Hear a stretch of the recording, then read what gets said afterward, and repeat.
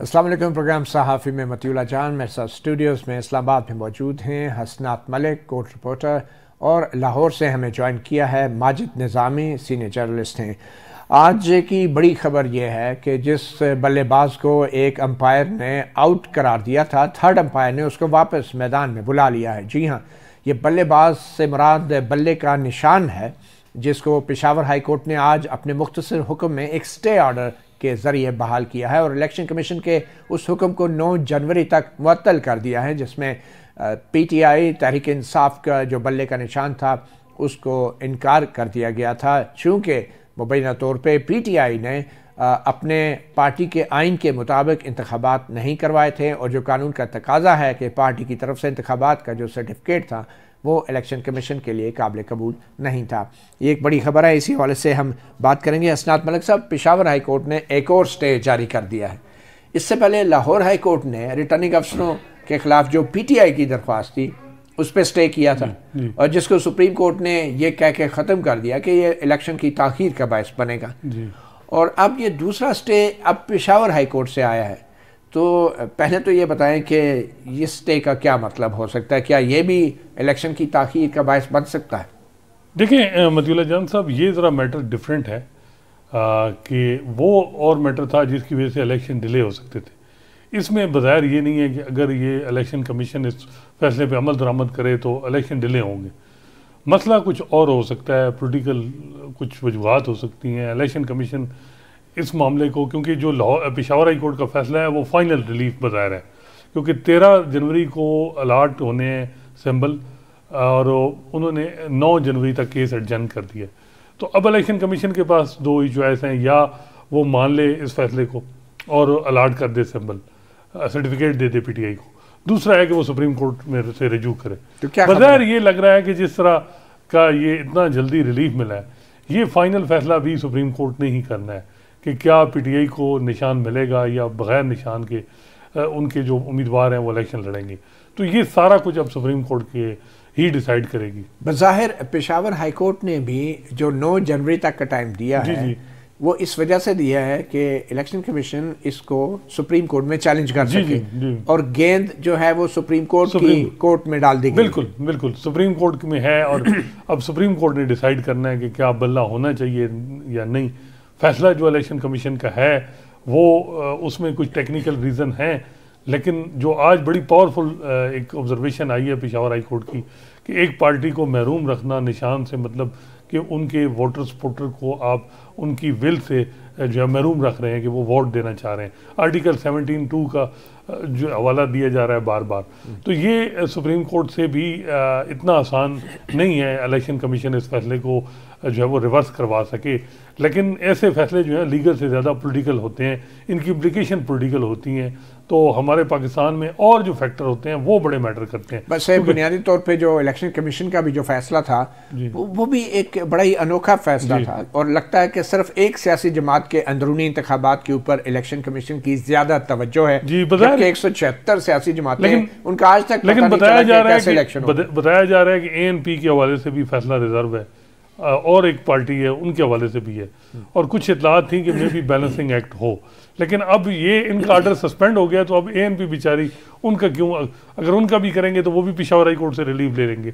तो ये सारी चीज़ें अब चीफ जस्टिस काजी फैसला, क्योंकि उन्होंने बेंच बनाना है, ये जो है वो नीचे, क्योंकि हाई कोर्ट का फैसला चैलेंज होगा सुप्रीम कोर्ट में, ये कमेटी में तो जाना नहीं है।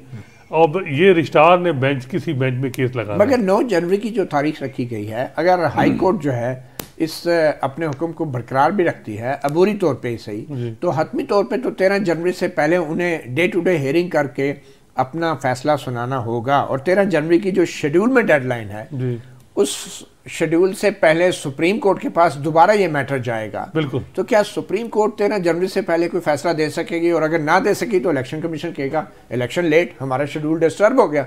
तो ये एक किस्म का बहाना भी मिल जाएगा किसी को इलेक्शन लेट करने का। ये भी हो सकता है कि सुप्रीम कोर्ट ना जाए और 9 तारीख के बाद पेशावर हाई कोर्ट का कंटेस्ट किया जाए, उसके बाद सुप्रीम कोर्ट में चला, यानी 15 जनवरी के बाद 18 जनवरी के बाद फिर सुप्रीम कोर्ट जाए और वहाँ बैलेट छप जाए।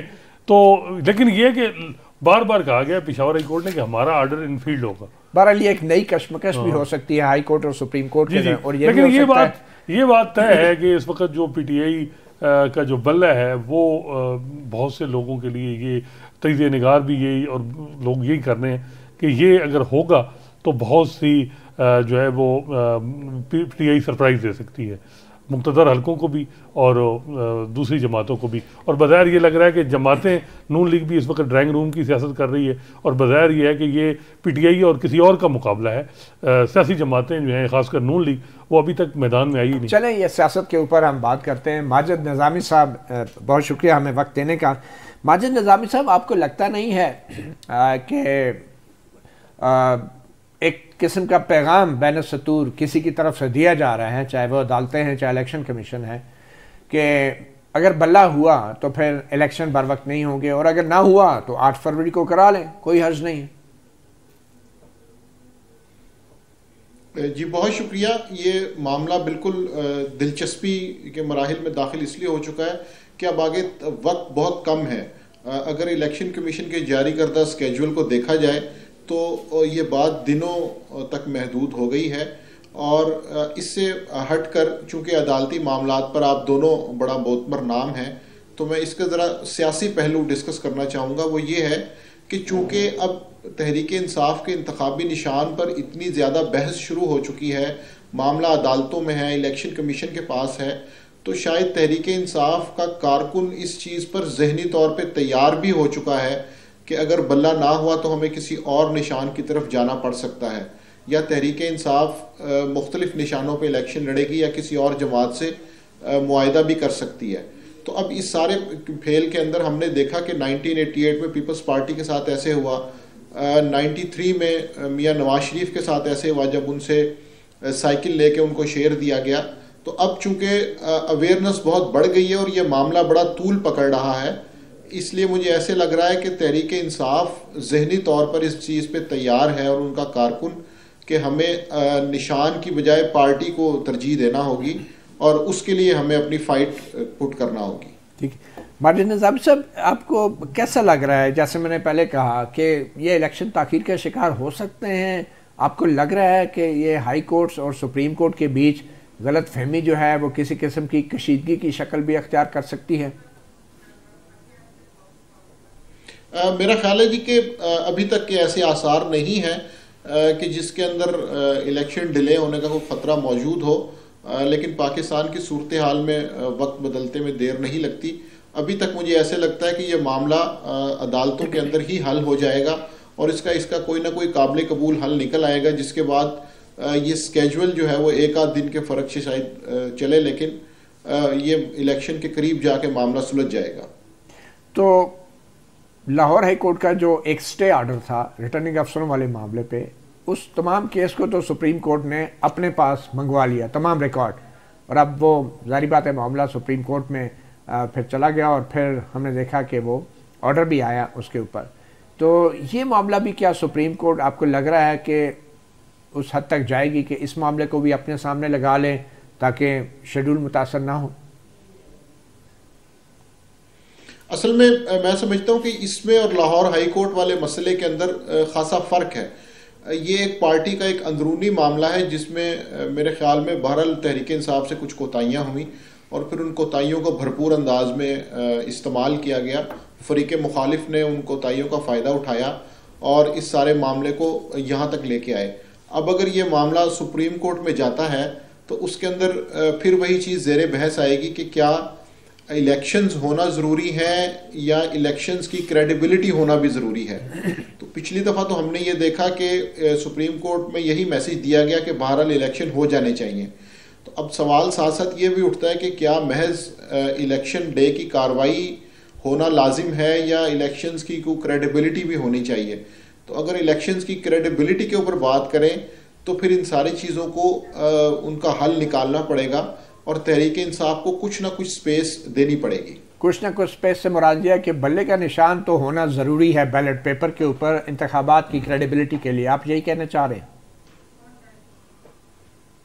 जी, अगर बल्ले का निशान मौजूद होगा तो कम से कम तहरीक इंसाफ के पास ये बहाना नहीं रहेगा कि हमारे पास चूँकि एक मुतफ़िका निशान नहीं था तो हमारा वोटर कंफ्यूज हो गया तो इसलिए मुझे लग रहा है कि तहरीक इंसाफ इसके लिए खासी मेहनत करेगी। ठीक है असनाद मलिक साहब, ये क्योंकि इलेक्शन शेड्यूल के मामले पे सुप्रीम कोर्ट ने पहले भी गैर मामूली इक़दाम किए, तो क्या अब भी आप समझते हैं कि सुप्रीम कोर्ट अपने सुओ मोटो अख्तियारात इस्तेमाल कर सकती है? जाहिर बात है 3 रुकनी कमेटी के तहत या कोई भी सुप्रीम कोर्ट में 184 की डाल सकता है कि इलेक्शन मुतासर होने का इम्कान है। 13 फरवरी आखिरी डेट है निशान की, 9 जनवरी है पेशावर हाई कोर्ट ने रखा है। तो क्या ये सुओ मोटो कार्रवाई भी कर सकती है सुप्रीम कोर्ट ऑफ पाकिस्तान? देखिए, ये तो एक आर्डर है जो बाइंडिंग है इलेक्शन कमीशन पे। जब तक इलेक्शन कमीशन खुद रजू नहीं करता, मेरा नहीं ख्याल कि सुप्रीम कोर्ट इस दफ़ा डायरेक्टली सुओ मोटो ले इस मामले को। पहले भी यही है कि मुलाकात की गई, उनसे पूछा गया कि क्या कर रहे हैं, तो अब भी क्या पता कोई इनफॉर्मली या पूछा जाए या वैसे ही इलेक्शन कमीशन की तरफ से कोई बात हो तो फिर पिटीशन आ जाए इलेक्शन कमीशन की तरफ से, क्योंकि सो मोटो तो मौजूदा चीफ जस्टिस काजी फैसल ने एक भी नहीं लिया, ना वो लेंगे। ये बात है। बाकी जहाँ तक बात है लेवल प्लेइंग फील्ड, मेरे ख्याल में इस वक्त फील्ड में है ही पीटीआई और तो है नहीं। हर जो है वो अगर कॉन्स्टिट्यूंसी में देखें 5 से 10 इनके जो कैंडिडेट हैं उन्होंने नॉमिनेशन पेपर जमा, उनमें से कुछ ऐसे भी हैं कि जो सिर्फ इस चीज़ को हाईलाइट करना चाह रहे हैं कि उनके कागजात जो है छीने जा रहे हैं, और क्योंकि 8-10 कैंडिडेट में से आखिर में तो एक ही टिकट मिलेगा ना, तो वो एक मीडिया के लिए भी ये सब कुछ किया जा रहा है कि जहाँ 1 या 2 उम्मीदवारों ने करने थे वहाँ 10-15 जमा करा रहे हैं, सिर्फ वीडियोस बन रही हैं और इश्यूज बन रहे हैं। सोशल मीडिया का उन्होंने बड़ा अच्छा इस्तेमाल किया है और उन्होंने जो एक अपना नैरेटिव बनाया उसमें कोई शक नहीं कि उन्होंने जजेस के माइंड को इन्फ्लुएंस किया, खासकर सुप्रीम कोर्ट के जजेस का। जिस तरह जस्टिस अतर मिनल्ला साहब ने रिमार्क्स और उनका नोट आया, फिर जो साइफर केस में जो आर्डर आया, फिर लेवल प्लेइंग फील्ड पे इलेक्शन कमीशन को ग्रिल किया गया। उसके बाद हम देख रहे हैं कि लाहौर हाई कोर्ट वीकेंड पे खुली, आज पेशावर हाई कोर्ट का आर्डर देखें, तो ये वो सारी चीज़ें हैं जो मेरा ख्याल है कि जो इन्होंने सोशल मीडिया पे एक अपनी स्ट्रेटजी बनाई वो कामयाब नजर आई। जी माजिद निज़ामी साहब, आपको लगता है कि कागजात नामजदगी के अमल के दौरान तहरीक इंसाफ ने सोशल मीडिया को भरपूर तरीके से इस्तेमाल किया, और आप उनकी सोशल मीडिया की स्ट्रैटेजी को कैसे देखते हैं? जी ये बात दुरुस्त है कि पंजाब के कई अजला के अंदर वाकई ऐसे वाक़यात हुए हैं जिनसे बहरहाल इलेक्शन प्रोसेस को नुकसान हुआ है, लेकिन उसको किस तरह से प्ले करना है या उसको किस तरह से आगे लेके चलना है, इसमें बहरहाल तहरीक इंसाफ को दाद देनी पड़ेगी कि उन्होंने इसको बहुत अच्छा प्ले किया है। शायद 2018 में मुस्लिम लीग नून अपने साथ होने वाली ऐसे वाक़यात को उस तरह से प्ले नहीं कर सकी थी, क्योंकि उन्होंने कई चीज़ों को देखना था, परखना था। लेकिन इस मूवमेंट का मैं समझता हूँ कि तहरीक इंसाफ को फ़ायदा हुआ है। लेकिन इसके साथ साथ जो एक और इम्पॉर्टेंट पॉइंट है वो ये है कि तहरीक इंसाफ सोशल मीडिया पर कुछ ओवर रिलाई करती है, और इसका उन्हें पोलिंग डे पे नुकसान भी हो सकता है, क्योंकि ये सारा जो मामला है या सारी मुहिम है, इसका असल मसला ये है कि इसको इलेक्शन डे पे कन्वर्ट किया जा सकेगा या नहीं किया जा सकेगा। तो ये एक वो पॉइंट है जिसके ऊपर अभी तहरीक इंसाफ के पास कोई ऐसा जवाब या लाहे अमल नहीं है। तो अगर तो वो इसके ऊपर ज़्यादा रिलाई करेंगे तो ठीक है, नैरेटिव बिल्डिंग में तो उन्हें कामयाबी हो सकती है, लेकिन इलेक्शन डे की जो प्रैक्टिकल मुश्किलात हैं या पोलिंग डे के जो मसले हैं वहाँ पर फिर उन्हें कामयाबी नसीब नहीं होगी। माजिद साहब, अगर ये बल्ले का निशान बैलेट पेपर पर नहीं होता तो फिर पीटीआई के नताइज कैसे उन पर असरअंदाज हुआ जाएगा? इसमें 2 ऑप्शंस मुझे नज़र आ रहे हैं। एक तो ये है कि तहरीक इंसाफ किसी छोटी जमात से कोई मुआहिदा कर ले। हमारी तारीख में ऐसी मिसालें मौजूद हैं कि किसी जमात को इलेक्शन में हिस्सा लेने की इजाज़त नहीं मिली तो उसने किसी दूसरी जमात से टिकटें इशू करवा ली, तो उससे ये होता है कि पूरे पाकिस्तान में एटलीस्ट एक इंतखाबी निशान मिल जाएगा। अगर तो तहरीक इंसाफ इस स्ट्रेटजी पे काम करती है तो फिर पूरे पाकिस्तान में उनके पास एक इंतखाबी निशान मौजूद होगा जो कि वोटर के लिए ज़रा आसानी होगी। अगर ये भी नहीं हो पाता तो फिर हर कॉन्स्टिट्यूंसी में जब निशान डिफरेंट होगा तो फिर उससे कैंपेन को ज़ाहिरी बात है धचका पहुँचेगा और वोटर कंफ्यूज होगा। फिर कई तरह की लिस्टें भी सोशल मीडिया पर फेक न्यूज़ के ज़माने में गर्दिश करेंगी। कई लोग दावा भी करेंगे कि हम मुस्तनद उम्मीदवार हैं। उससे मेरा ख्याल है कि तहरीक इंसाफ को नुकसान होगा। एक छोटी सी ब्रेक लेते हैं और फिर ब्रेक के बाद बात करेंगे। पीटीआई सुप्रीम कोर्ट में एक बार फिर आ गई। तोशाखाना केस में सज़ा तो मुअत्तल थी, गो के इमरान खान अभी भी जेल में है, मगर जो नाअहली थी वो मुअत्तल नहीं हुई। पीटीआई के वकला की गलती कहें या कुछ भी, मामला अब सुप्रीम कोर्ट में है। और क्या सुप्रीम कोर्ट जो है नाअहली को मुअत्तल करेगी? या ये मामला इस्लामाबाद हाई कोर्ट में अभी भी मेरिट पर फैसले का मुंतज़र है और उस फैसले का इंतज़ार करेगी एक छोटी सी ब्रेक के बाद।